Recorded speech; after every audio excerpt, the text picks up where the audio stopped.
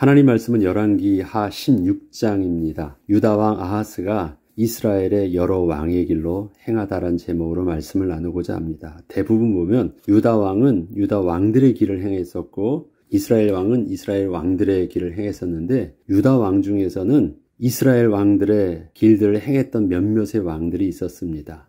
그 중에 오늘 아하스도 이스라엘 왕의 여러 왕의 길을 따랐다라는 것입니다.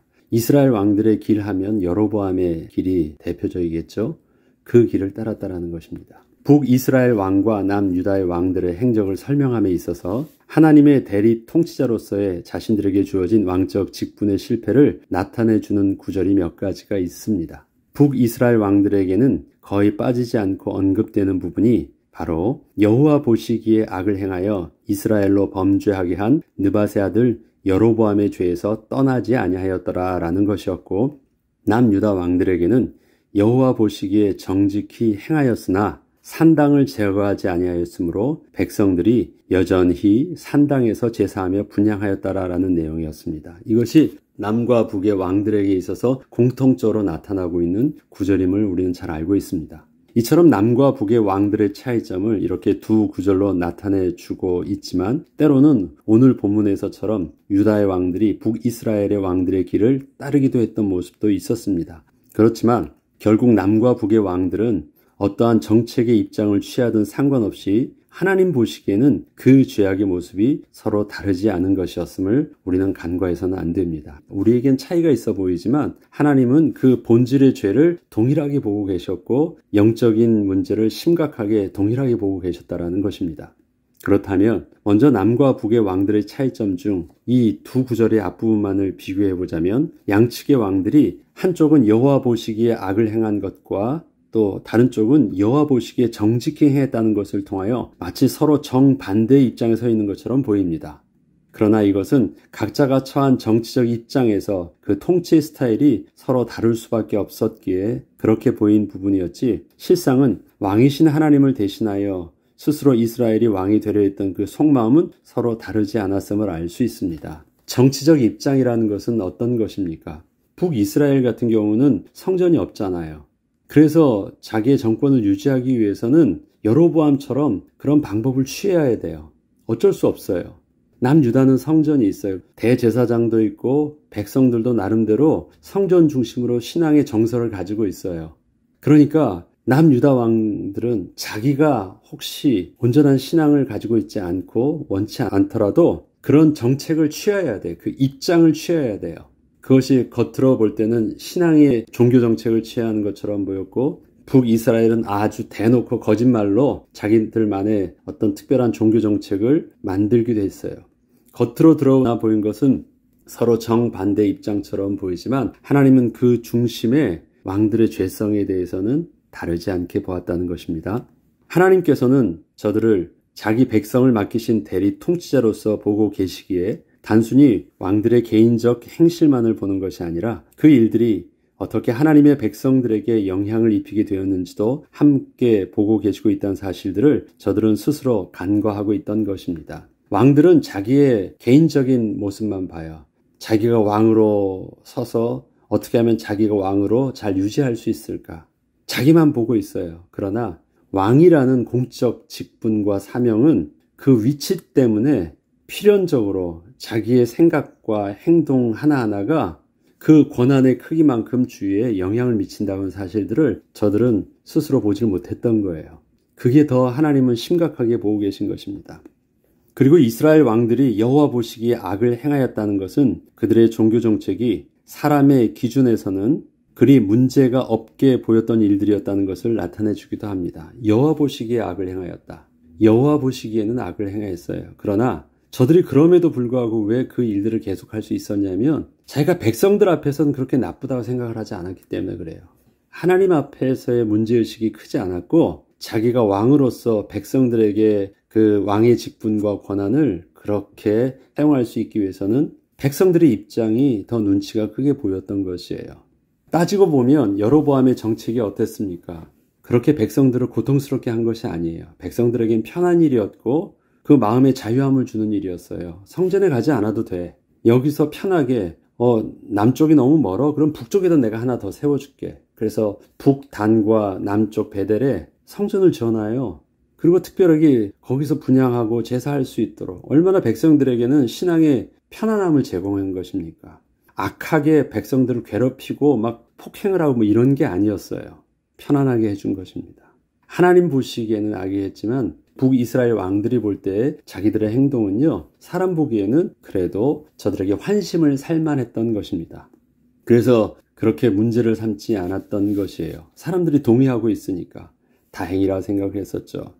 그러나 이것은 하나님 보시기에는 하나님의 백성들에게 하나님을 잊게 하고 여호와 이름을 망령되이 일컫게 하며 하나님의 말씀에 불순종하게 함으로 백성들을 영적 타락의 길로 이끄는 치명적인 일이었기에 아주 심각한 것이었습니다. 하나님이란 다른 우상을 만들어 놨으니 그 얼마나 심각한 것입니까?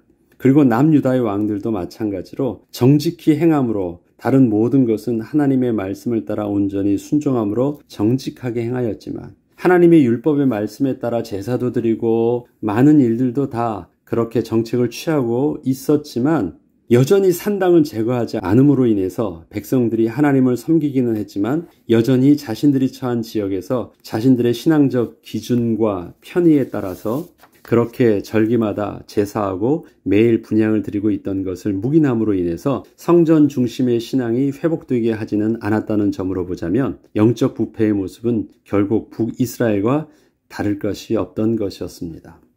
어디서 드리든 상관없이 내가 하나님께 제사 드리는데 분향 드리는데 매일 분향이란 건 매일 행하는 일이고 제사 드리는 건 절기마다 특별히 하는 일들입니다. 하나님께서는 분명히 모세오경을 통해서 절기마다 반드시 3번씩은 이스라엘의 모든 성인 남자들은 여호와 앞에 나와서 제사를 드리게 돼 있었어요. 그런데 저들은 어떻게 합니까? 그렇게 하지 않았어요. 분향하는 것도 마찬가지고 절기의 제사도 마찬가지고 자기 동네에서 그냥 내가 하나님 섬기면 어때? 자기의 편의대로 한 것입니다. 이처럼 남과 북의 왕들의 개인적인 행실은 서로 반대가 될 정도로 달라 보였지만 정책이 달랐으니까요.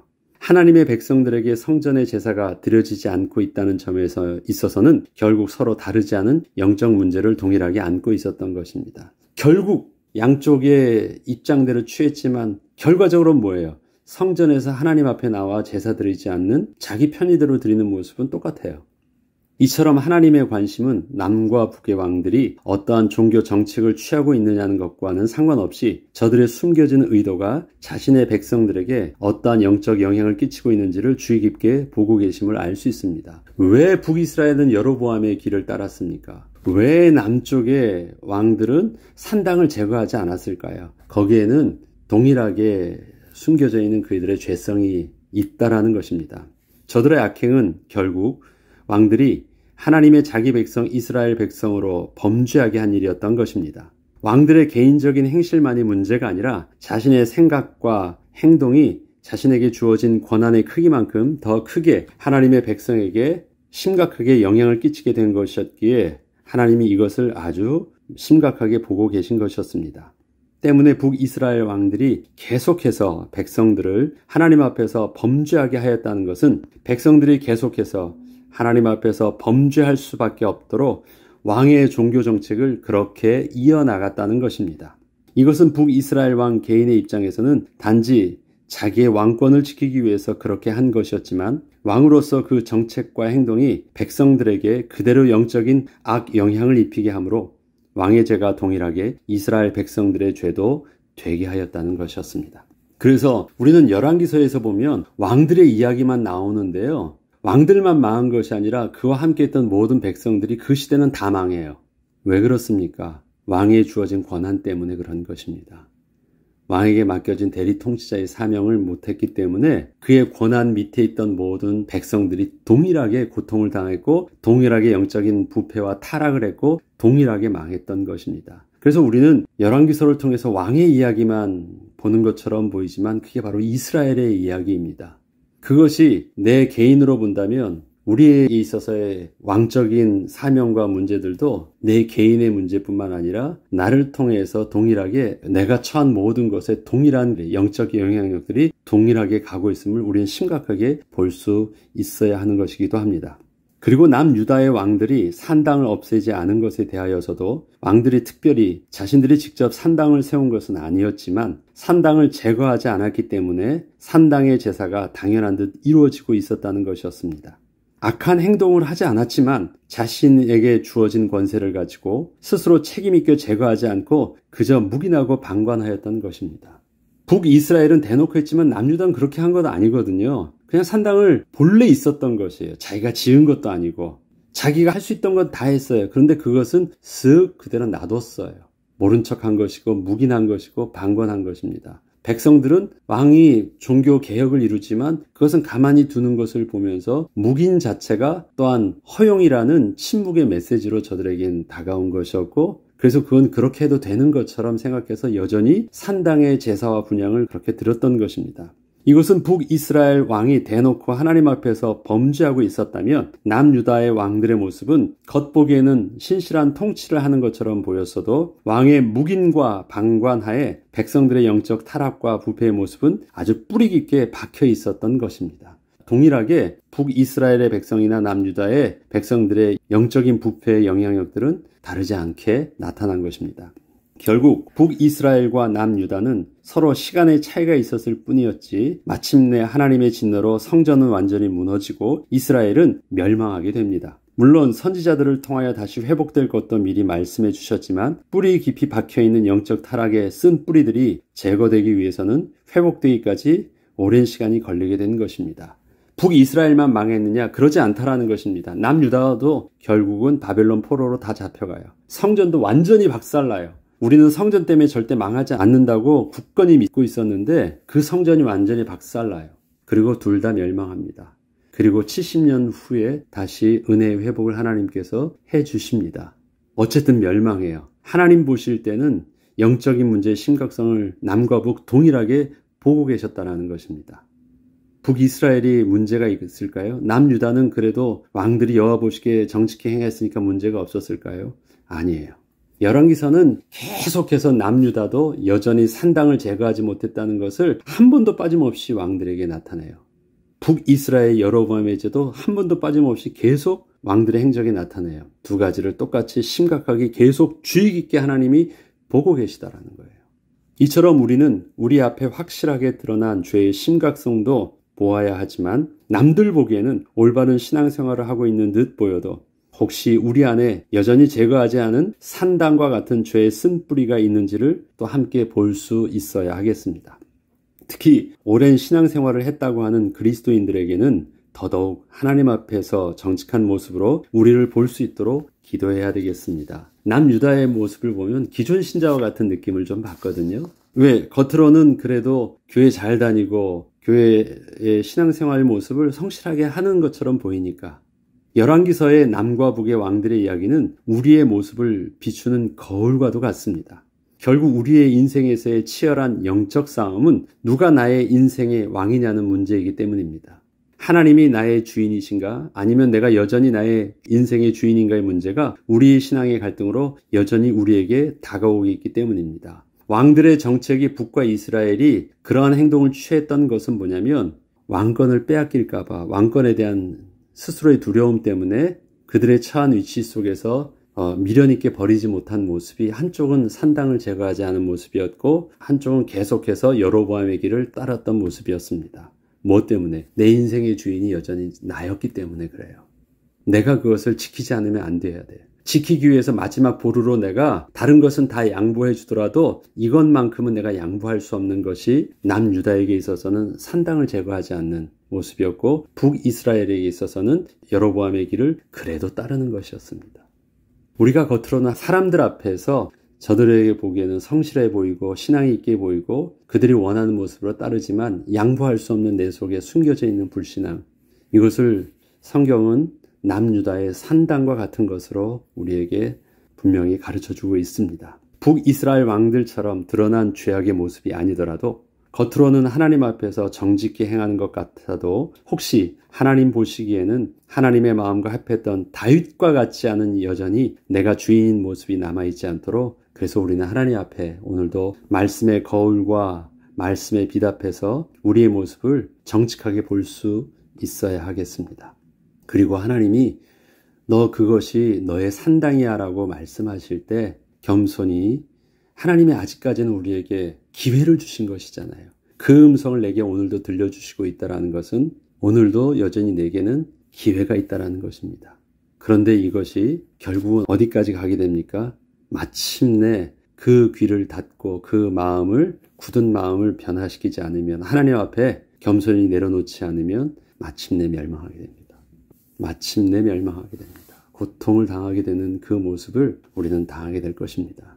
북이스라엘의 왕들을 보면 저들은 처음부터 불신앙의 길에서 구원받지 않은 하나님의 백성의 모습이 나타납니다. 하나님은 저들을 왕으로 세우셔서 또 북이스라엘 백성들을 위해서 쓰기도 했습니다. 남유다 왕들은 분명히 여호와 보시기에 정직하게 행하기도 했고, 그 다음에 여호와께서 은혜를 주셔서 기이한 행적 속에서 저들의 모습을 온전케 또 하나님의 말씀들을 명목을 유지한 것도 봅니다.